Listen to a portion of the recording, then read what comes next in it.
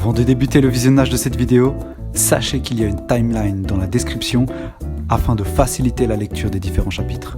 Au passage, c'est à partir de ces minutes-là où je commence à parler de perspicacité. Bonne vidéo. Bonjour à vous mes chers psychocasses et bienvenue sur cette toute nouvelle chaîne. Ici, on investiguera ensemble le domaine de la psychologie, que ce soit au niveau des concepts, mécanismes, expériences, travaux de littérature. Étant donné que ce champ est relativement vaste et interagit avec d'autres disciplines, je me laisse la possibilité de faire évoluer le contenu parallèlement à l'engouement que prendra cette chaîne. Dans cette vidéo, on s'intéressera particulièrement à la perspicacité. Comment peut-on la définir et s'il est possible de l'améliorer? Mais avant toute chose, laissez-moi m'introduire. Pourquoi avoir créé cette chaîne? Il y a plusieurs raisons qui m'ont conduit à la création de cette chaîne, donc je vais tenter d'être concis. Le premier motif est que je suis passionné par la psychologie et que j'en ai fait ma profession. Petite parenthèse, je tiens juste à préciser que je suis psychologue et donc un chercheur, un scientifique.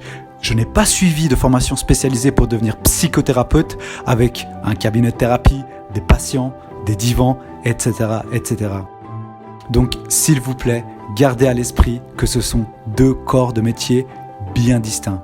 Fin de la parenthèse. Le deuxième motif, c'est qu'il existe beaucoup de mécanismes, biais cognitifs et travaux issus de la psychologie qui sont méconnus du grand public. Mon premier objectif est donc de sensibiliser l'audience, que j'ai surnommé psychocasse.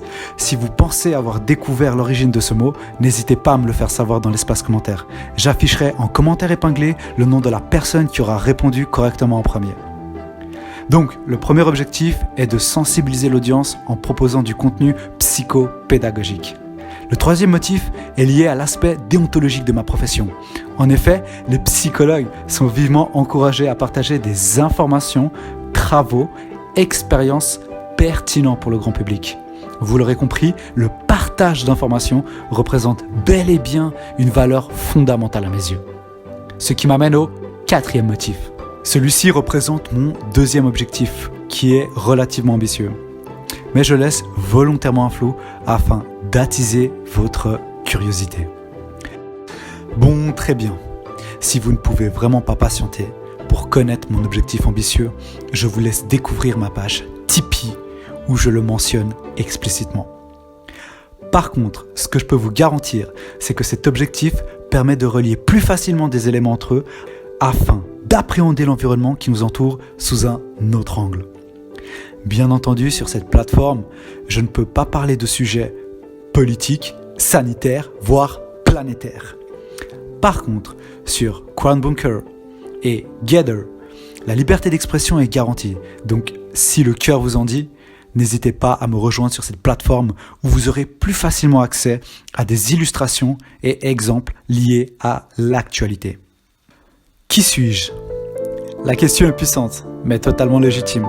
Pour l'instant, je préfère rester relativement vague quant à mon identité et pour être complètement transparent avec vous, je ne suis pas encore prêt à poster ma tronche sur mes différents réseaux.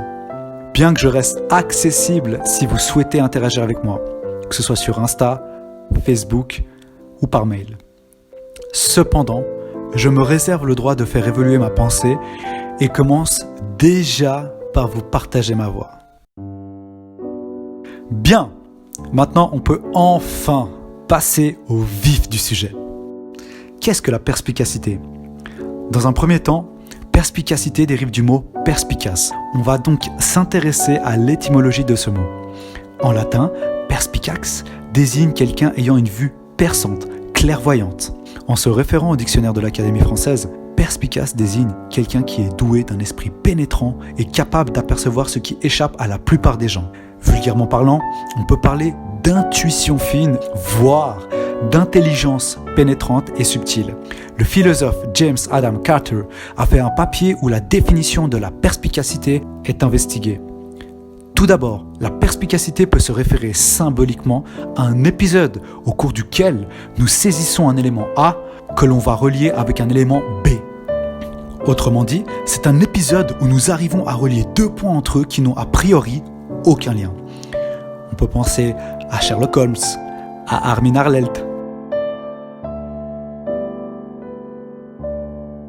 ou encore à Erwin Smith. Même si ça peut se discuter.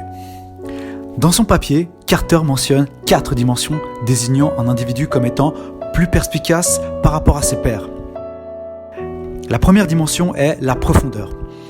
En effet, une perspicacité profonde désigne la découverte de 2 points, 2 éléments, étant liés de façon inattendue, comme lorsque 2 domaines de la physique sont réunis de manière surprenante. Par exemple, à la fin du 19e siècle, James Maxwell Clerk a découvert la force électromagnétique. Bien qu'il soit traditionnellement établi que le magnétisme et l'électricité étaient 2 forces bien distinctes. Ou plus récemment, lorsque Masaru Emoto a démontré que nos pensées agissent sur la matière.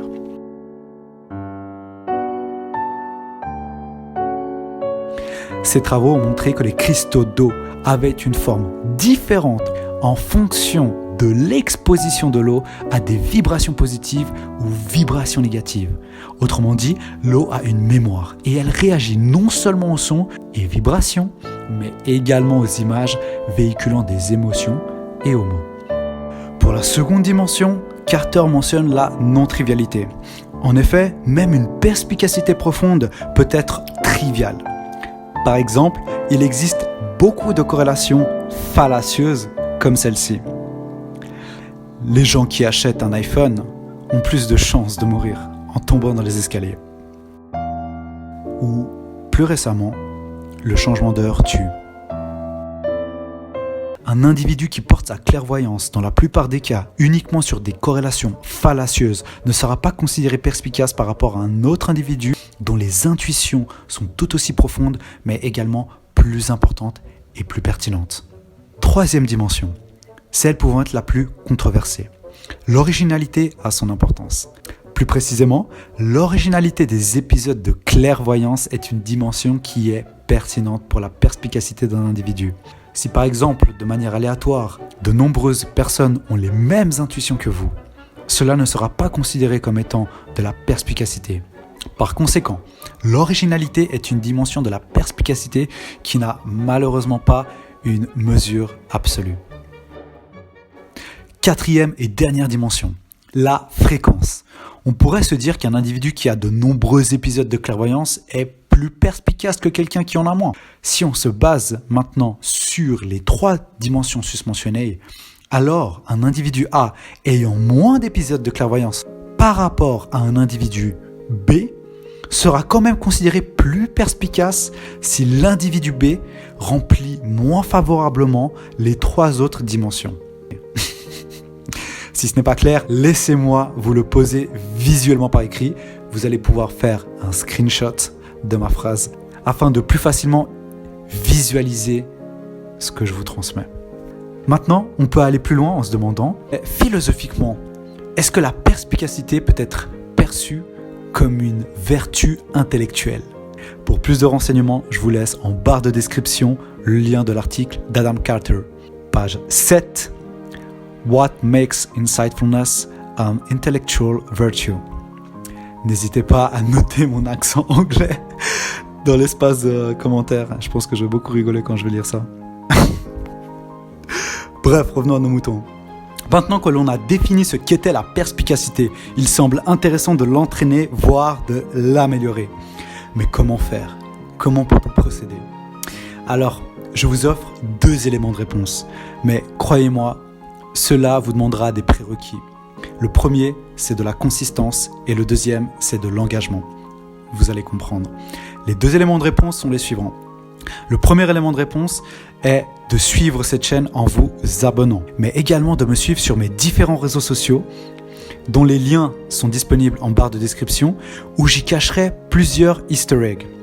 Bien entendu, je vous laisserai découvrir par vous-même quels sont-ils et vous répondrai directement sur la plateforme en question pour confirmer la présence d'easter eggs ou non. Évidemment, le but est de vous entraîner à relier différents points entre eux. Ici, on peut l'imager, 2 plateformes entre elles afin que vous soyez une communauté active. Par ailleurs, plus je publierai des contenus vidéo sur cette plateforme, plus vous comprendrez quel réseau social j'utilise pour cacher ces fameux Easter eggs. Deuxième élément de réponse, je base ma propre perspicacité sur l'observation, qui est une mesure permettant de récolter efficacement de l'information. J'utiliserai principalement cette mesure et vous demanderai d'être observateur non seulement dans mes vidéos, mais également au sein de votre propre environnement. Oui, la perspicacité se travaille quotidiennement. Maintenant, petit instant publicité, je précise que je publierai une vidéo par mois, voire 2 si le temps me le permet.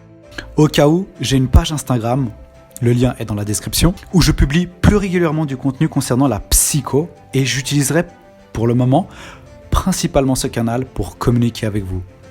Et si vous êtes davantage généreux, n'hésitez pas à liker la vidéo et surtout la partager.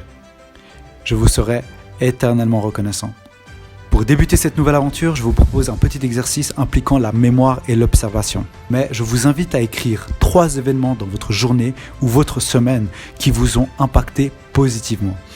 Par exemple, le sourire des passants dans la rue, un coucher de soleil après la sortie du travail, un excellent repas entouré des personnes que vous aimez, un accomplissement personnel, ça peut être le fait de s'être remis au sport, de manger plus équilibré, etc., etc. Laissez libre cours à votre imagination tout en étant sincère avec vous-même.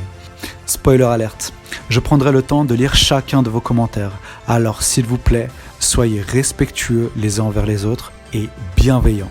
Et je vous remercie pour l'intention que vous portez à cette chaîne. En attendant la prochaine vidéo, je vous transmets mes meilleures vibrations. Prenez soin de vous les psychocasses et à bientôt.